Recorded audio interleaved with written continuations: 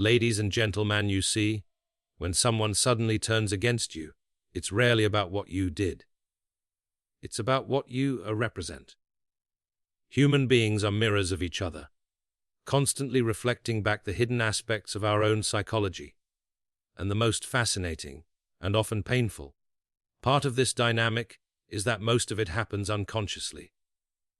You might think you're simply living your life, being yourself, but to someone else, your presence may feel like a confrontation with something they've long buried. Jung called this phenomenon projection. It's when a person attributes their own disowned traits, their fears, insecurities, or shame, onto someone else. And when that someone happens to be you, suddenly, without warning, you become their problem. Think about it. If a person can't handle their own aggression, they'll call you hostile. If they can't face their own deceit, they'll decide you're manipulative. If they hate their own weakness, they'll resent your strength. You didn't change. Their perception of you did. Because what they see in you is not really you. It's the part of themselves they refuse to acknowledge. In that sense, conflict often reveals more about the accuser than the accused. And that's what makes this so confusing. Because when people project onto you, they're absolutely convinced they're right. Their emotions validate their illusion. The anger feels real. The disappointment feels justified. They're not lying, they're blind. They've mistaken the image in their mind for reality itself. And in that blindness, they'll turn away from you. Not because of who you are, but because facing you would mean facing themselves. This is why being authentic, being psychologically honest, can be so dangerous. The moment you start embodying qualities that others repress, confidence, discipline, independence, integrity, you threaten their self-concept. You expose what they lack, and that's unbearable for the ego. It wants to maintain the illusion that it is whole, that it is right, and so it attacks. The irony is, the brighter your light, the darker their shadow becomes. But here's where wisdom begins, understanding that not every act of rejection is personal. Often, it's spiritual.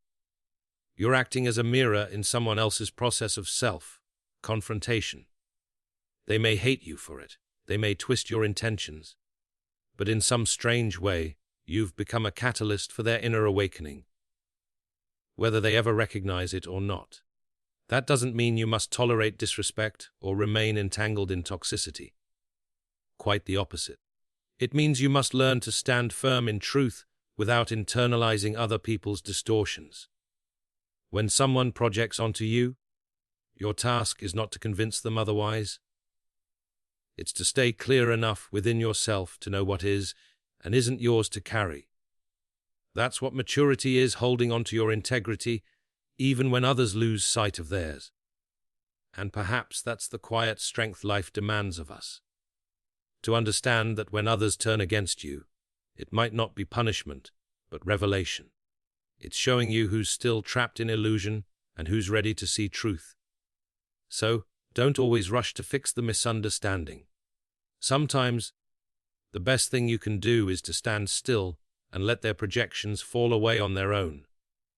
Because in that stillness, something profound happens. You stop reflecting their shadow, and you start radiating your own light. One of the most painful truths in life is that personal growth often costs relationships. When you begin to change, when you start to see yourself more clearly, set boundaries, speak truthfully, or simply pursue something better, people who once felt comfortable around you may start to distance themselves. And the irony is, you might not have done anything wrong.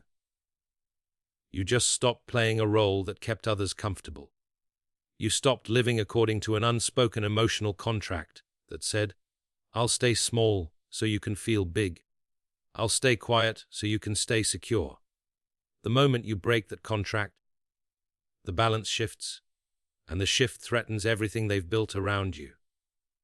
Growth is disruptive. It doesn't just challenge the external world, it challenges the emotional arrangements that hold that world together. Many relationships are built not on truth, but on mutual limitation, on an unconscious agreement to remain predictable. The moment you decide to grow, you become unpredictable, and that unpredictability creates anxiety in others. They start asking themselves, if you're no longer who you were, then who am I in relation to you? And that question alone can cause them to turn away, not because they hate you, but because your evolution exposes their stagnation. You see, people don't actually want change as much as they say they do. They want the benefits of change without the discomfort of transformation.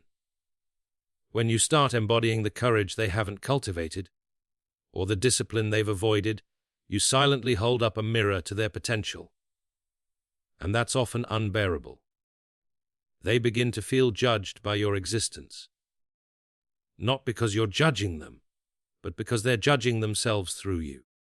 This is why growth often comes with misunderstanding. You might think your decision to focus on yourself, to prioritize your peace, or to pursue meaning should inspire others, but instead, it often threatens them. Your silence will be called pride, your boundaries labeled cruelty, your ambition mistaken for arrogance. But what's actually happening is that your transformation has disrupted the emotional ecosystem that once kept everyone comfortable. You've stepped out of the story they wrote for you, and instead of rewriting the story, they cast you out of it. And yet, this is a necessary part of psychological maturity. You cannot grow and remain universally liked. You cannot seek transformation and still expect everyone to come along. Because real growth is an act of rebellion. It challenges the status quo, not just in the world, but in every relationship you inhabit. If you stay stuck to keep others comfortable, you betray the very essence of your soul. So what do you do when people turn against you for growing? You keep going. You let their discomfort be the proof that you're evolving. You allow their distance to become space for your expansion. Not every person you lose is a loss. Some are simply no longer aligned with the person you're becoming. And that's the paradox of growth. You'll lose people you thought you needed, but you'll find yourself, the one you were always meant to be. So when others turn away as you rise, don't chase them. Keep climbing. Because those who truly belong in your life will rise to meet you where you're going, not where you've been. One of the more uncomfortable realities of human nature is that envy is far more common and far more destructive than most people are willing to admit. It's one of those emotions that hides in plain sight, dressed up as something else. When people can't bear to feel envy consciously, it disguises itself as judgment, gossip, moral superiority, or sudden disapproval. You've probably seen it happen. Someone who once admired you begins to pull away, criticize you, or subtly undermine your accomplishments. Nothing obvious has changed, yet the warmth is gone. What's really changed is that your growth or success has awakened something painful in them. An awareness of what they lack, what they've neglected, or what they've refused to confront within themselves. Envy, at its core, is a reaction to perceived inadequacy. It's the feeling that someone else's existence is proof of your own failure. But because the ego cannot tolerate that kind of humiliation, it has to convert the pain into something more palatable, like disdain. So instead of thinking, "You're doing something I wish I had the courage to do," it thinks, "You're arrogant. You're selfish. You've changed." In this way, envy preserves a person's fragile sense of self by transforming admiration into resentment. It's a psychological defense mechanism, but one that destroys relationships. And this is where moral judgment comes in. When someone feels inferior but can't face that feeling, they'll often find a moral reason to criticize the person who triggers it. It's easier to say, "You think you're better than everyone else," than to admit, "I feel small in your presence." It's easier to claim you've become cold or selfish than to acknowledge that your confidence has exposed their insecurity. The mind is extraordinarily skilled at disguising envy as virtue. That's why those who turn against you often believe they're standing on moral ground. They're not consciously trying to be cruel. They're protecting their self-image from collapse. This is something you need to understand deeply if you want to maintain your peace while growing. Because if you take every act of envy personally, you'll waste your energy trying to convince people you're not who their insecurity says you are. You'll dim your light to make others comfortable, and every time you do that, you betray your potential. The truth is, people who cannot celebrate your growth will inevitably distort it. Their approval was never about you. It was about how you made them feel about themselves. When that feeling changes, so does their loyalty. But this shouldn't make you cynical. It should make you wise. You don't need to hate those who envy you. You just need to stop depending on their validation. Let their criticism remind you of your progress. Let their withdrawal clarify your path. You cannot carry everyone with you, and you're not supposed to. So when you feel that subtle tension, the coldness, the hidden resentment, don't fight it. Recognize it for what it is, proof that your evolution is working. Because if your light provokes envy, it means you've started to shine. And the answer is not to dim the light, it's to keep it steady. Because eventually, the ones meant to walk beside you won't be blinded by it, they'll be illuminated by it. Sometimes people turn against you, not because you've wronged them, but because you've stopped playing a part in their illusion. Human relationships are built, consciously or not, on stories, and every story has roles. You were the listener, the caretaker, the helper, the dependable one. You provided emotional stability, validation, or comfort that made their world make sense. But when you begin to change, when you stop feeding that illusion and start living according to your own truth, it disrupts their internal balance. The very act of stepping into authenticity threatens the psychological architecture they built around you. And rather than adjusting to your truth, they'll often try to drag you back into their story. What's happening in moments like these isn't always malicious, it's deeply psychological. People construct identities not just for themselves, but for those around them. They organize their emotional world by assigning roles. Who's the savior? Who's the problem? Who's safe? Who's threatening? These roles allow them to feel in control of a chaotic inner life. But when you grow beyond the role they assigned, you dismantle their illusion of control. They don't know who you are anymore, and more importantly, they don't know who they are in relation to you. And that loss of certainty feels like betrayal, even when you've done nothing but evolve. So what do? They rewrite the story. They cast you as the villain. They'll distort the truth to preserve their worldview, because admitting your authenticity would force them to question their own. It's easier for the mind to externalize the conflict, to say, you've changed, you've become selfish, you're cold, than to admit, you were never mine to define. The ego would rather lose you than lose its illusion. This is why so many people struggle when you start setting boundaries or asserting independence. To those who relied on your compliance, your clarity feels like rebellion. They'll frame your self-respect as disrespect, your silence as rejection, your strength as arrogance. But what they're really reacting to is loss of the version of you that made them feel safe, important, or in control. They don't hate you for changing, they hate that your change exposes their dependency. And this realization is crucial. You cannot save people by remaining who they need you to be. That's not love, that's bondage. Real love requires both people to face reality, not fantasy. It demands honesty, not comfort. The moment you stop participating in someone's illusion, you give them the opportunity to confront themselves. Some will rise to meet that challenge, others will retreat deeper into denial. That's not your responsibility. You have to be willing to be misunderstood in the service of truth. You have to accept that walking your authentic path will sometimes mean walking it alone. Because the alternative, shrinking yourself to fit someone else's false narrative, is a slow spiritual death. And maybe that's the test life presents when people turn against you. Will you go back to the lie for the sake of belonging? Or will you stand in truth, even if it costs you approval?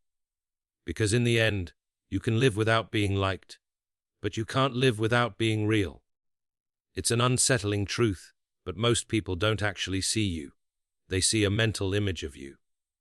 A simplified version. A character they've constructed that fits neatly into their understanding of the world. The human ego does this because it craves certainty. It wants to know where everyone stands, who is safe, who is dangerous, who is right, and who is wrong. And for a time, that simplified image allows relationships to function smoothly. But the moment you act outside that image, the moment you say or do something that doesn't fit the box they've put you in, their ego begins to panic. It feels threatened, as if its stability depends on keeping you predictable. That's when the shift happens. Suddenly, the person who once praised you may begin to criticize. The one who admired your honesty might now call you harsh. You haven't changed. What's changed is that you've shattered their certainty. You've shown them that you're not a one-dimensional character in their story. You're a complex, evolving human being. And complexity terrifies the unhealed ego because it undermines control. If you can't be easily categorized, then they have to face the possibility that their perceptions, their judgments, even their moral frameworks, might be incomplete. And for many, that's too destabilizing to bear. You see, the ego isn't evil, it's just fragile. It survives by simplifying the world into narratives it can manage. It doesn't want to engage with ambiguity or contradiction, because that would require humility. It would require admitting, maybe I don't fully understand, and humility is a form of death to the ego. So instead it defends, it attacks, it projects. When you act in ways that defy someone's expectation, they'll often reinterpret reality to make sense of their discomfort. They'll label you as the problem, because it's easier than questioning their own perception. This is why betrayal often feels so shocking. It's not that someone changed overnight, it's that their perception of you collapsed. You stopped being who they have thought you were. Their ego couldn't handle the dissonance, so it resolved the tension by turning against you. That's the unconscious logic of the unhealed psyche. If I can't control this person's complexity, I'll reject them entirely. But here's the paradox, this same rejection is also an invitation. It's life's way of asking you to stop defining yourself through the perceptions of others, to stop adjusting your truth to fit into their narrow frameworks. Because the moment you start doing that, you're no longer living authentically. You're living as a projection of someone else's comfort zone. You have to allow yourself to be misunderstood. You have to accept that not everyone is ready to perceive you accurately, and that's not your failure. It's their limitation. Don't shrink to make others feel secure. Don't betray your evolution just to maintain their illusion of who you used to be. Because in the end, the only perception that truly matters is the one grounded in truth. Let others cling to their simplified versions of you if they must. You just keep expanding. Because the people capable of seeing your full complexity are the only ones worthy of walking beside you on the path of growth. When people turn against you, your instinct is almost always to explain yourself, to defend, to clarify, to fix what's gone wrong. You want them to see the truth, to understand your heart, to realize that their perception is distorted. But that impulse, though deeply human, often traps you in a cycle of self-betrayal. Because the more you try to justify your authenticity to those committed to misunderstanding you, the further you drift from yourself. There comes a point when you must learn to stop fighting for perception and start standing in truth. This is where solitude becomes essential. Solitude is not isolation, it's alignment. It's the space where you strip away the noise of other people's expectations and rediscover the quiet authority of your own soul. When you're constantly surrounded by opinions, it's easy to lose your center, to start shaping your behavior around what others think you should be. But solitude confronts that. It forces you to face your own mind, your own patterns, your own contradictions. And in doing so, it builds something far stronger than validation.